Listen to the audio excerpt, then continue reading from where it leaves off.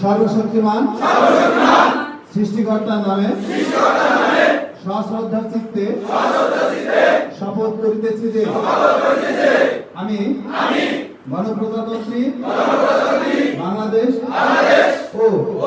বাংলাদেশের সংবিধান এবং ঊর্ধ্বতন কর্তৃপক্ষের আইনসম্মত আদেশ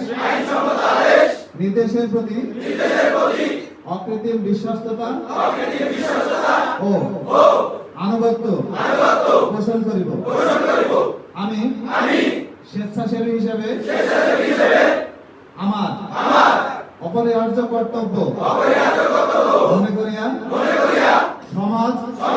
ও দেশ সেবায় নিযুক্ত কর্মস্থলে আমার উপর ন্যস্ত বাংলাদেশ আনসার